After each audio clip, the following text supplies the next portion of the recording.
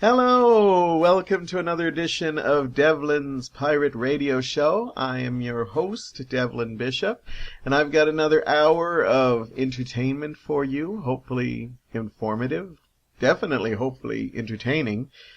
And it's good to be back. I've really been enjoying doing these, and I want to just, before we get to our first topic, I just want to thank all the people who have been taking time listening to this broadcast, and even if you're just listening to like one of the segments, anything that interests you, thank you. Time is so precious now. I see people running around and they have so much to do that even if you take just a few minutes, thank you. I appreciate it so much. And thank you for the comments I've been getting. Well, this has become like, thank you. But no, really good feedback. A lot of people saying that they find my voice soothing, which is great because I know everybody feels this, but sometimes when you listen to yourself in a recording, it always feels a little like rough. I don't sound like that. I always remember the first time when you're a kid, when you used to, take your tape recorder and you record your voice, and it was almost horrifying I don't talk like that. And I'm past that now, but I still, there's a little bit of a twinge when I hear my voice. But thank you for all who said that I'm soothing and I have a great radio voice. That means a lot to me. I've always dreamed of being on a radio station, and it's just great to hear that. And lots of comments about people like, I like that people are doing like household chores or work and have me playing in the background like I'm some calming voice there just keeping them company. I don't know, I get a kick out of that. I just think it's great, people ironing their, undies or something, and I'm just there rambling on like I do. But I love the feedback. Keep the comments coming. You can be critical if you want. As I said, I might get a little, teared up if it hurts me too much, but, it's all good, and in the end, I'll make the final decision, but I love hearing good, bad, the ugly comments that you want to send me, but it's been just great hearing from all of you. And I've even had a couple people that have been showing interest that they would like to join me for an hour, and I would love that because I wanted to do that eventually, to start bringing some people in and talking with them about, different topics that I like to talk about, from social issues to pop culture, movies, just anything we can think of. And I've got some people that are like, yeah, I'd like to come in, very laid back. I'd like to come in and sit with you for a little while and be a part of it. And then I have had some that are quite rambunctious. That's a good word, rambunctious, that have said, I will do anything to come in to be your guest. So I wouldn't be surprised if you hear guests coming on pretty soon, because I love that I've got some people that are interested in that, because as much as I enjoy hearing my own voice and hearing what I have to say, it would be kind of fun hanging with somebody for an hour and just taking it easy and just, having some nice chill conversation. I apologize whenever I try to be hip or trendy of any kind, because sometimes even when I say something like chill conversation, I can hear myself cringe because I know I can't pull it off anymore. So I apologize in advance. I don't try to go ultra modern too often, but sometimes I like to throw it in to remind myself that, no, I'm not that old, and then half the time it just reminds me just how old I am. I told you on previous episodes that I have been going through a little bit of a hard time. It's been a little bit of everything, but I've just been in a dark place that I haven't been in since I was probably in my 20s, so we're going back a couple of decades. I didn't think I was possible to get back to that place. Good news is I'm slowly getting out of there, and it's been a struggle, and I know it's going to take some time. I wish I could announce that I'm all the way out, but I know there could still be some bumps in the road. But that's life, and I've come to terms with the fact that I'm a sensitive person, I'm passionate, and I'm going to feel things really hard. So I know that I'm not ever going to be totally rid of this depression and darkness, I like to call it. But I just haven't felt it to this degree in a long time, and I'm so glad. This radio show is one of the things. But one of the big things that has gotten me out of, or starting me out of this darkness, is the support that I've had from people. Just overwhelming. It's hard not to turn on your Facebook in the morning and see such positive emails, just little, cyber hugs or pokes, and just people reminding you that you mean something to them. It is just phenomenal. And I don't know how I did this in my 20s, when we didn't have like social media. And I'm not saying social media is always positive. In fact, there's the whole negative effect, like we need instant gratification. Oh my God, I put something up, I need a like. And I think we're seeing that with the new generation out. But, to get support has just been phenomenal. And that's pretty much what has helped me on this path. And it's funny because, I have, there's people that I always kind of expect are going to come to my aid, my really closest friends, the people that I just know love me. Then you have the people that, always, remind me, we might not see each other all that much, but I still play a big part of their lives and me to them. And then, you're surprised that some people don't. Some people that you thought you were really close to, kind of, you find out they're fair weather friends. And, I don't blame them for that. I know, as I said, time is, pretty hard to come by. And some people just don't want to deal with the negative and the darkness. But, I've always been a person who's always kind of, maybe like a moth to a flame. Whenever I see a friend or an acquaintance that is having a hard time, I take the time to write a little note, or maybe call them and say, you want to go for coffee, or do you want to take a walk in a park? For me, I love to reach out. I don't want to just be there for the good times. Hey, there's a party. Come on, let's go. If I see they have a death, it's not going to kill me to write a little note to tell somebody I'm thinking of them, or if they need anything. And it reminded me of a story about how I remember a guy once asked me, I won't say names, but they said, Devlin, how can you always be such a nice guy? And I've heard the term that I'm a nice guy many, many times, and that is not insulting to me at all, but in no way do I ever present myself as a saint. I have made my share of mistakes, and people get upset with me because I say that I'm damaged goods. And when I say I'm damaged goods, I'm not trying to tell people, I'm worthless or anything like that. I've been through the ringer. I've had some hard times happen like everybody else.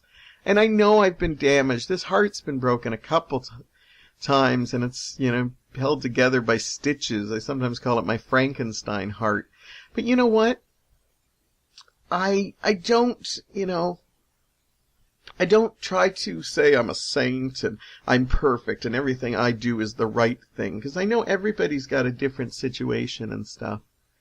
But, he asked me, how can you always be a nice guy? You've had all this, people keep hurting you and breaking your heart, and yet you still keep going on. And I can't remember exactly what I said to him, but I want to say that I just said that it's just the way I am. My parents weren't, they weren't masters of parenting in any way. They made a whole pile of mistakes, but somehow they got it through my head that you respect people, you treat people like you want to be treated, and that, honestly, a lot of it I figured out myself.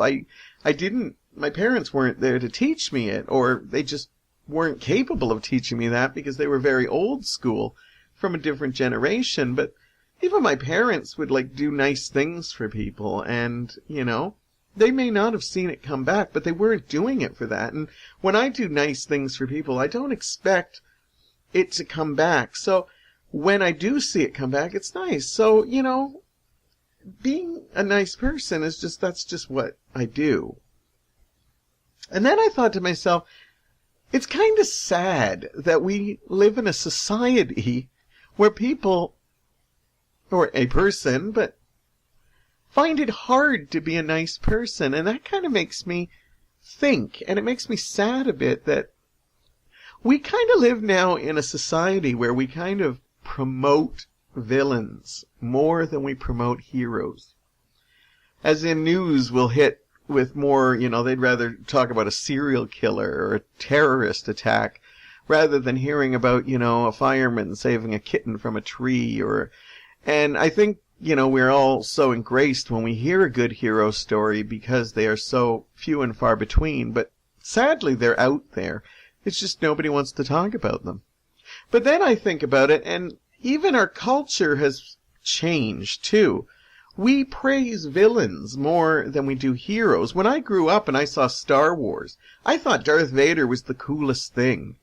But I always rooted for Luke Skywalker and Han Solo and Princess Leia. They were the characters I wanted to be.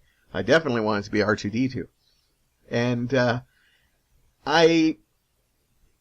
now we don't necessarily do that. I see most of the kids go right for the villain action figures, stormtroopers, Darth Maul, and they want to be those characters, and we tend to want to glamorize things that are villains.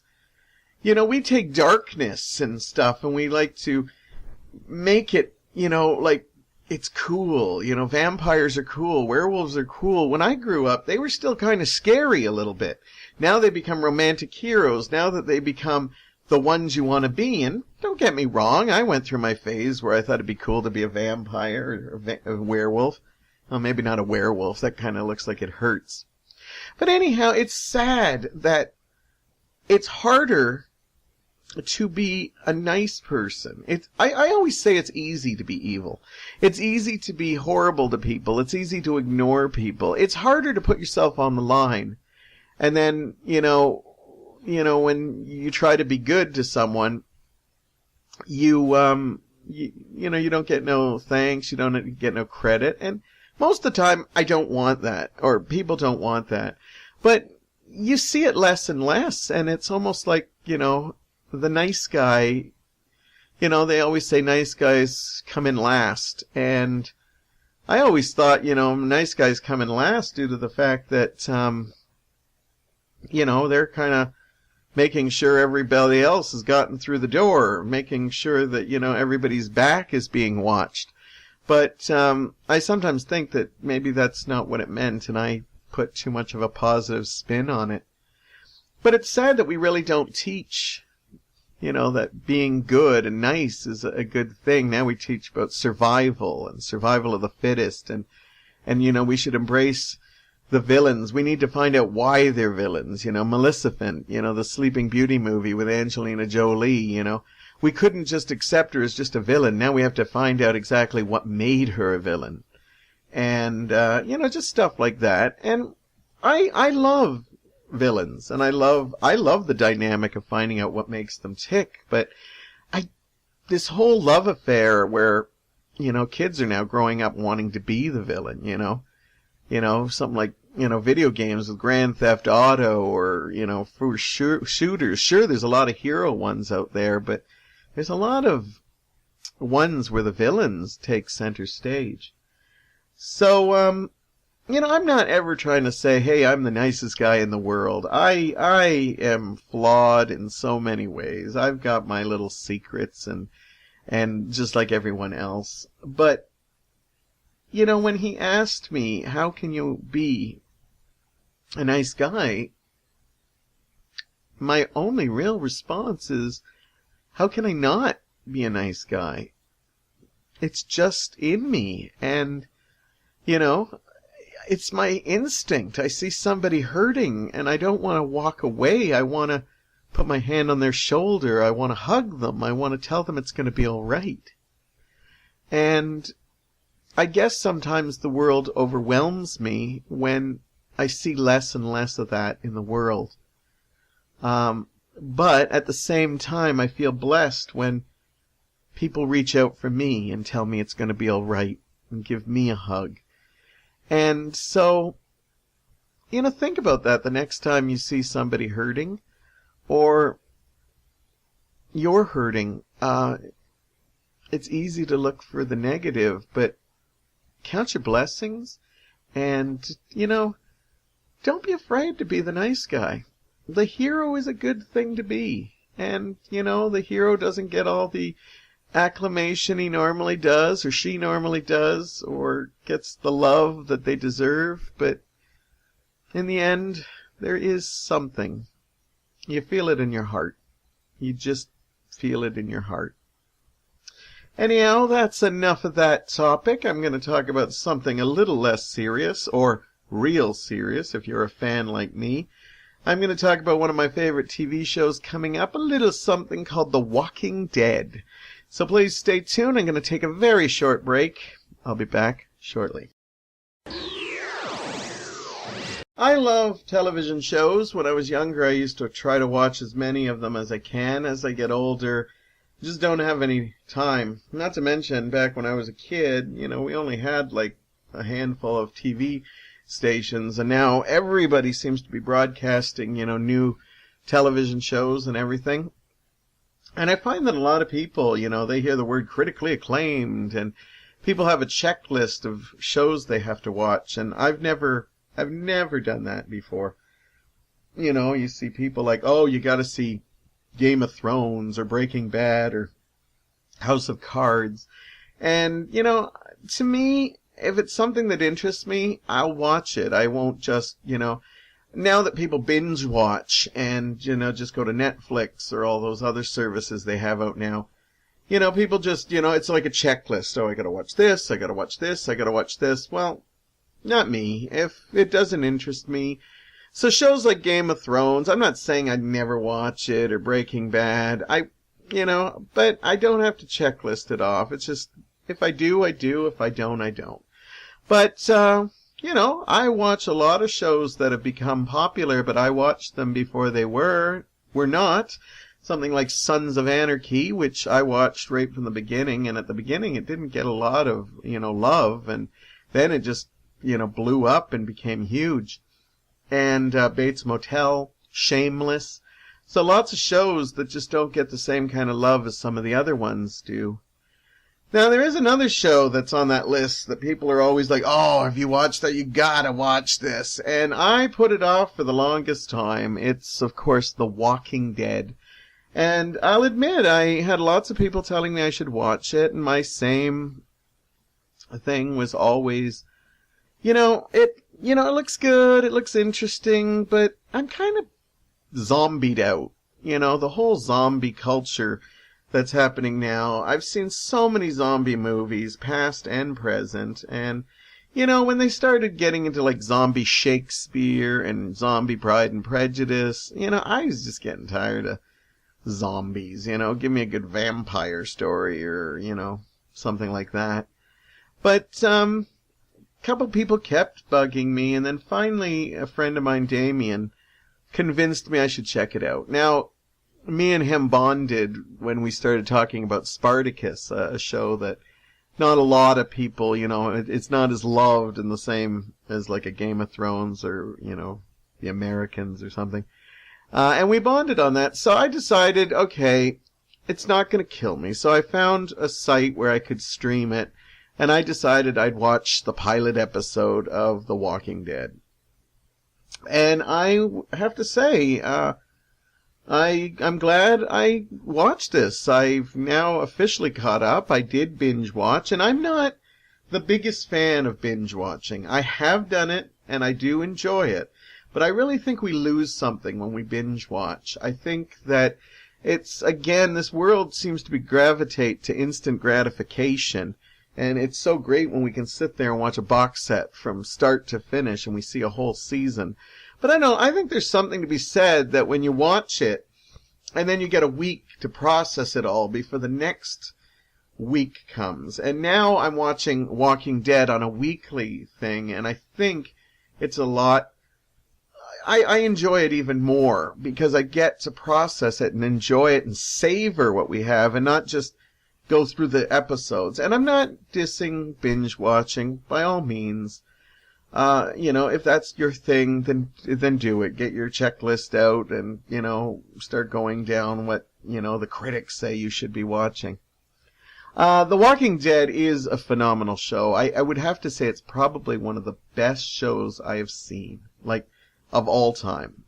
It's up there. I would say if I had to do top 10 dramas, it would definitely be up there. Not just because there's lots of reasons for it. I think it's just, a fabulous story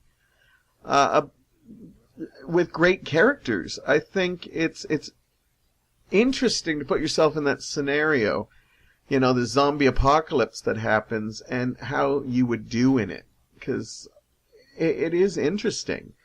And to see these characters fight, and they've, I'm not going to try to give too many spoilers away because I don't like that. But you never know who's going to get offed. There might be a handful of characters that you're pretty certain will make it to the end, but they have surprised me quite often on characters dying, and they've blown me away several times. I also think not only is it well written, that it is also just beautifully filmed. There is some very artful shots. The zombies look scary and they look absolutely decrepit, but they're also shots that are so artistic, and the way they put the zombies through things and the situations they put people in, it's amazing how many times they come up with just new ways to have zombies attack. I think of scenes like, when they're in a car and they try to back up and wind up kind of almost like going on the zombies as a ramp.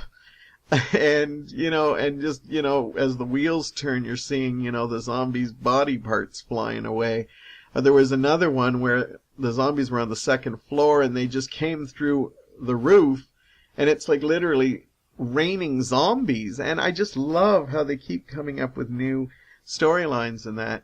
And it just, as I said, it's artistic looking as well. Like, I know it's based on a comic book, and I've never read the comic book, so I don't know if the comic is artistic as it is. But I sometimes like, my gore having a bit of artistic flair to it, or when I see something that's really disturbing, but it's still kind of pleasing to the eye, if that makes any sense. The Walking Dead, of course, I have my favorite characters. I love Rick. He's kind of the voice of reason, but I love that character can also be a little too righteous sometimes. I love that he can be a little fall off the tracks a few times, because in this world of chaos where they're slowly getting further and further away of normal society, of course you would, fall off the rails a little bit. I like Daryl Dixon too. He's kind of like the fan favorite, awesome character. I know some of the comic book fans think he's kind of been a problem because he becomes more popular with every season, and I don't believe he's in the comics, and I think they kind of use him sometimes to fill voids that were fill storylines that were for other things. But what I like about Daryl is he kind of sets the pace. He kind of gives that redneck hotness happening. And I think there's better rednecks on other TV shows, but I still don't think we've seen Daryl's full potential. I think they play him so, keeping his cards close to his vest, that I still think we have a long ways to go with Daryl, and I'm okay with that. I think he's a great character, and I look forward to seeing them. I know there's always talk that, they might make him gay.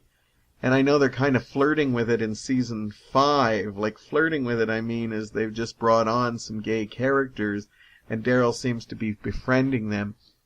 I don't know if I personally think they'll go that way.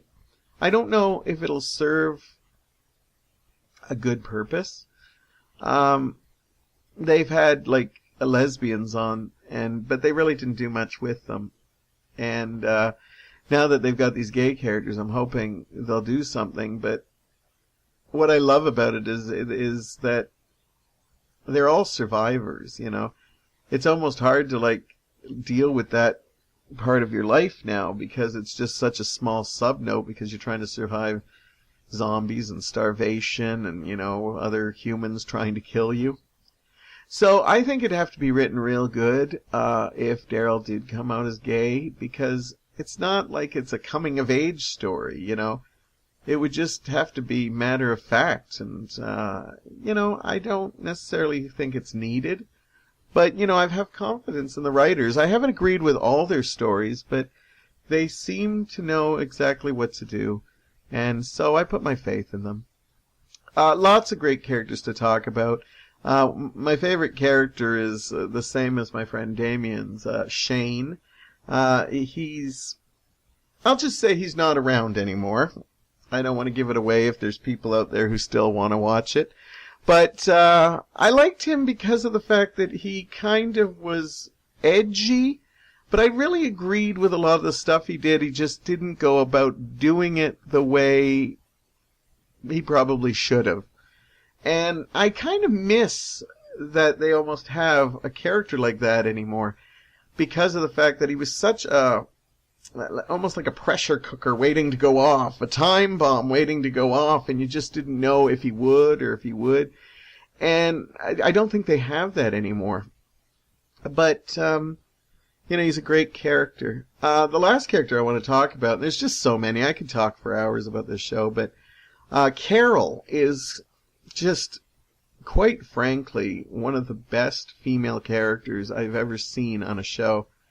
You know, she started her journey as, you know, an abused wife who was in a really bad situation, but she was a real mom, and she took care of her daughter, and she's kind of meek but strong, as in she didn't really have a voice because her husband was just very abusive, and but she still had a strength, you could tell.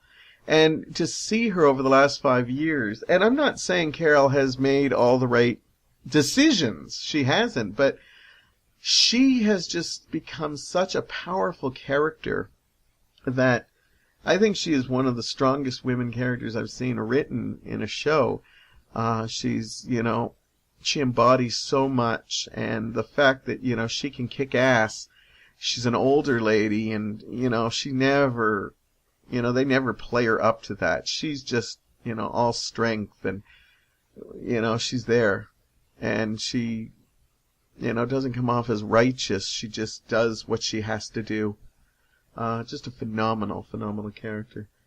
As I said, The Walking Dead, I love the writing. I love the artistry of it. I know a lot of people are comic book lovers, and, you know, you're going to hear me talk about this a lot if you listen on a regular basis. They complain that the show is nothing like the comic book.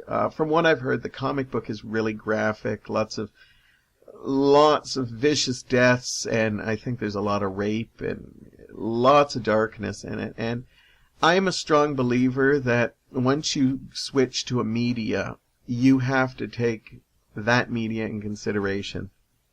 Like when people say, oh, it was not as good as the book. You know, the movie was not as good as the book. You know, I say, you know what, they're two different mediums. Sometimes a book cannot translate to a good movie unless you make changes, and sometimes, you know, sometimes a movie can be better than the book, but it's all about opinion, and, you know, Walking Dead's the same way. I don't know if I could watch it if it was as over the top as it sounds like in the comic. Like, I'm still entertained by The Walking Dead. But if I started seeing that just people are dying and for the sake of dying and, you know, just, you know, abused and raped and, you know, I don't know if I'd find that endearing. The thing that gives me that gets me with The Walking Dead is that there's always a sense of hope in it still. Because, every season they seem to go through kind of different stages. They'll have a good season where they'll find a place that they can call home for a little while. Then the next season they're thrown away from that and they keep searching. But there always seems to be moments of hope. And yes, as it goes on, they have less and less chance. But I love that there's still a feeling of hope with this show. And quite frankly, that's one thing I absolutely love about it. The writing's always been pretty steady. I do prefer characters from the first 3 seasons, compared to the characters I'm seeing now in season 5. It sounds awful, but they have a lot of characters right now that I don't think they've developed. I'm hoping they will. As I said, I put a lot of faith in that they will, because right now, to me, they're just food. They're just like, the more characters we can add, we can kill them off, and then we can keep, Rick, Carl, and, Daryl, Carol safe. Maybe even Maggie and Glenn might die at some point, but that's the problem. When you get to a show, you start worrying about your favorite characters and stuff. And, I understand when people are concerned a little bit that Rick or Daryl might not die because they're just popular. Or Carl because he's a kid. But I'd like to throw another one in there. Carl's sister and Rick's daughter, Judith. I kind of hope she makes it. Little Ass Kicker is what they nickname her. Because, she was, as far as we know, one of the only babies on the show that was born after the zombie apocalypse hit. And I think it'd just be wonderful that she kind of makes it through.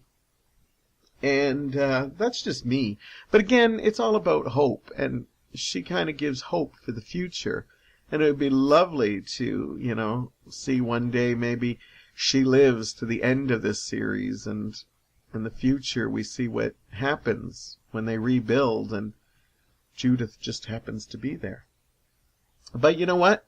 You never know what could happen. Season 5, Season 6, they could just throw us for a loop, because they've certainly done it in the past. But if you haven't watched this show and you've been putting it off, I think you should check it out.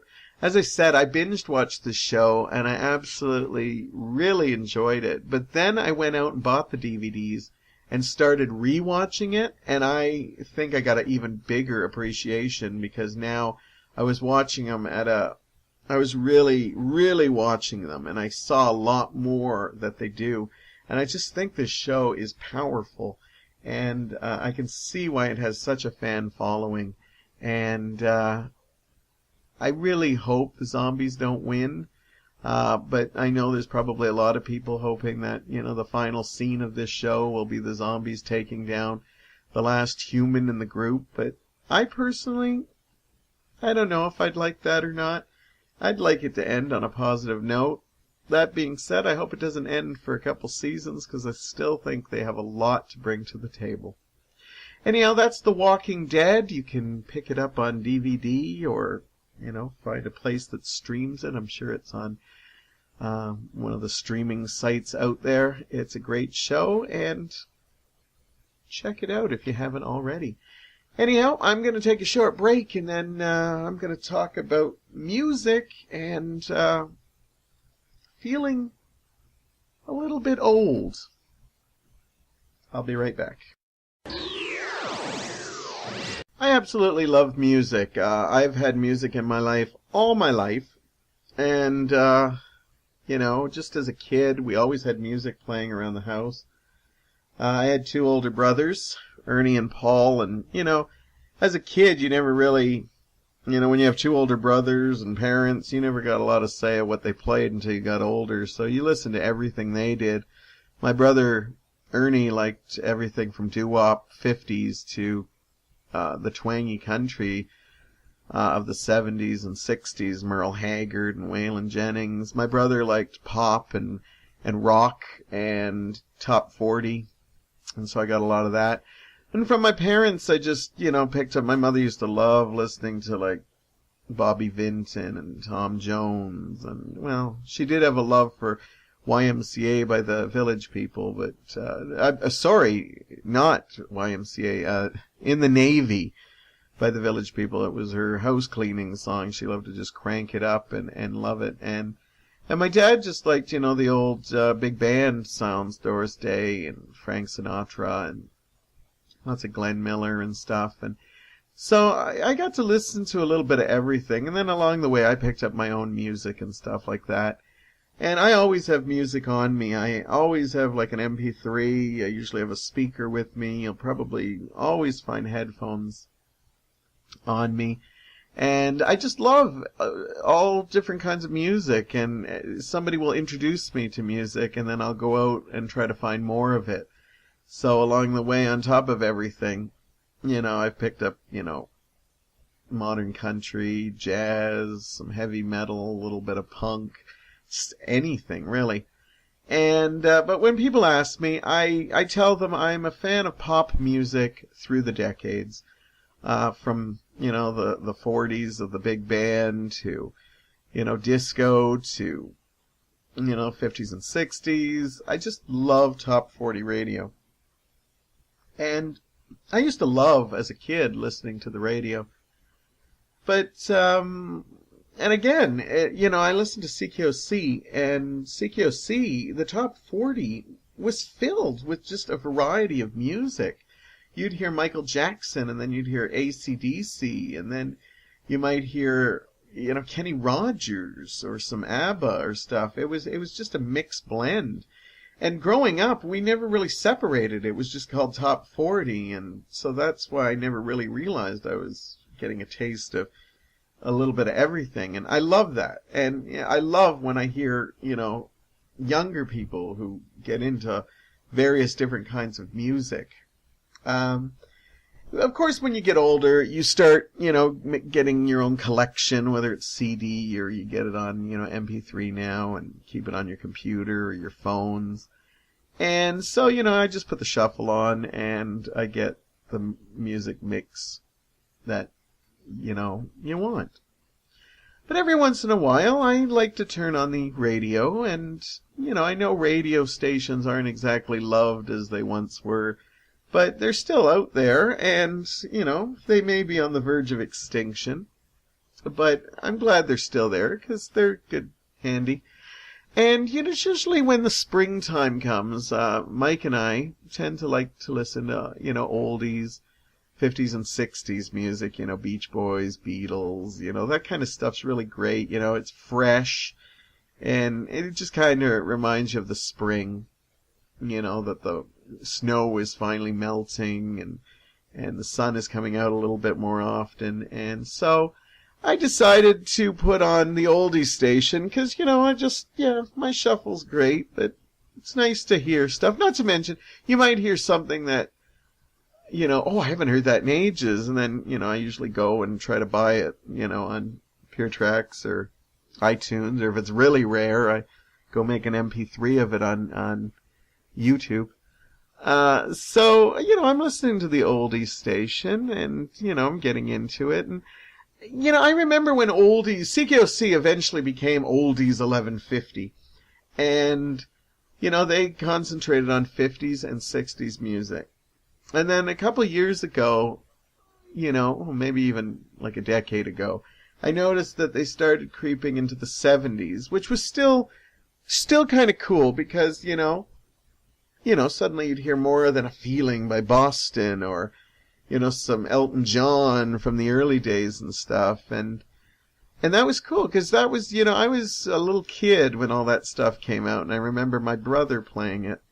And, it still, brings back memories and oldies and stuff. And then, I listened for a little while and, I'm puttering around the house and the music's on and I'm enjoying, going down memory lane. And then, I'm singing along to pretty much everything, even songs that weren't my era, I can still sing to, Build Me Up Buttercup and, You Keep Me Hanging On by the Supremes, whatever's going on.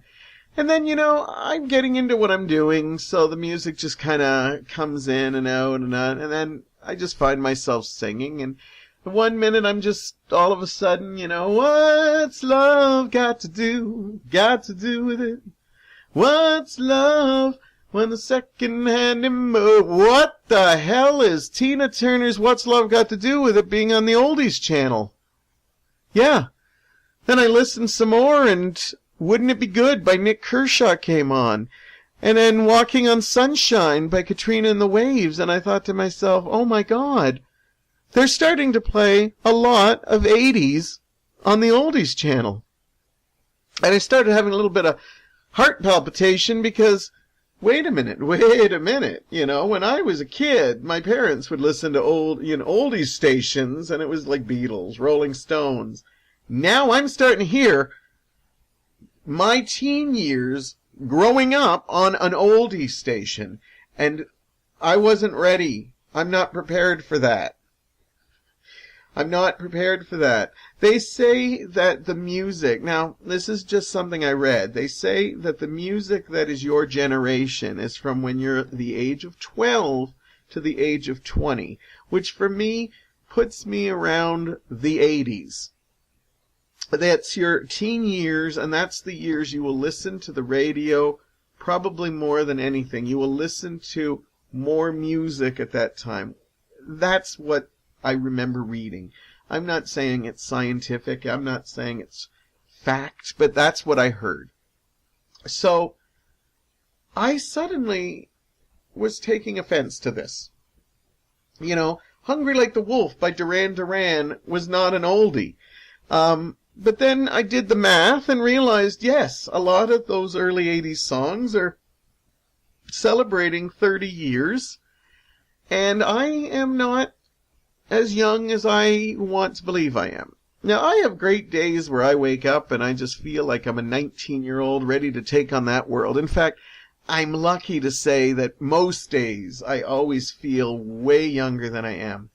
Then, of course, there's days when you may have had a rough day at work and your back's killing you and you're feeling aches in places you didn't know, and you're starting to feel your age, and you're like, no, this is just not happening. And to hear that the 80s have become almost dominant in these oldies stations now really freaked me out. I remember when they used to do 80s weekends on like Much Music and stuff, where they'd play all these 80s videos. And if you were a child of the 80s, majority, I'm not saying all, but majority of the people grew up putting on Much Music or Toronto Rocks and watching those classic cheesy videos. I still watch them on YouTube. And they still make videos, but in the 80s, it was like, that was what you did. You watched videos, It was such, you'd have friends come over and you'd watch videos and you'd be like, oh, wow, a new Madonna video, or, oh, Peter Gabriel, that Sledgehammer video is awesome, or, oh, did you see Thriller last night? That was amazing. And what happened is that, videos didn't become as important anymore, but you could still see them. You can still see videos for the majority of the stuff that's released. But it's not as a big social thing as it used to be. And in the 80s is when videos really peaked. Videos actually predate the 80s, but in the 80s they really became an art form. Whether it's a cheesy art form or not is nobody's take. But so anyhow, I remember Much Music used to play 80s weekend, and I wasn't a real big fan of that. I liked it because it's like, oh, I'm going to see all these great 80s videos, but I knew they were larking at the fact that this is for a somewhat older audience. But then I realized that the 80s weekends were getting replaced by 90s weekends, and I'm like, wait a minute, when did the 90s become retro? And, people would start, playing 90s stuff. We were living La Vida Loca again. We were listening to Nirvana, and, I'm blue, I'm beating the man, and suddenly 90s became retro. So I kind of got a little bit of heart palpitations because I always, even growing up as a kid, when I listened to oldies stations with my parents, I'd see how they'd have fond memories and, oh, remember this one. And I always thought oldies is for, old people listen to this. And when I started hearing the 80s dominating, it's bad enough we had radio stations that, like vinyl and stuff that were, Boom and Kapow. I don't know what they were all. They had all these weird things that were the best of the 80s and 90s, but they never said old. It was still like, oh, this is my generation kind of thing. But now, they don't play as much 50s and 60s. And I remember they used to, I want to remember the name, but they used to do a station out of Toronto. It was like AM 750 or 760. Anyhow, they used to play Frank Sinatra and big band and stuff. And I like to put it on every once in a while just because it was different. All the other stations were playing, the same stuff, country and thing. And then I noticed they started dying away, and then I realized that the reason that these stations were slowly going away is because less and less people were listening to them. Not just because they're getting older and dying, which is not a happy thought, but because, when you get older, you just, want to put on your own CD or, put your MP3 player on or, just put on the TV or something. And, I know a lot of older people that would turn on the radio in the morning and have a nice cup of coffee, but it was like as the viewership was going older, they started dying down. And so now to hear oldies stations that are slowly, 50s is pretty much on the verge of vanishing. And I think the 60s might hold on a little longer because it was like an inventive, we got the Beatles and the Rolling Stones and Motown and all that kind of stuff. So I think that might hold on. But even then, it's like they're slowly dying away too. And it freaks me out because that means in a decade or two, 80s is going to really start subsiding. And, I came to terms with the fact that they always talk about in the media, like the ratings and the social demographic that they want. They're catering to a certain demographic. And that demographic is usually 18 to 35. And I remember when I turned 40, I thought to myself, wow, they won't be catering to me anymore. Though I'm not quite certain they ever really did. That's just me being a little bit quirky and unique. But I thought to myself, wow, I'm growing older. And yeah, this kind of stuff is going to happen. And am I ready to grow older? Well, you know what?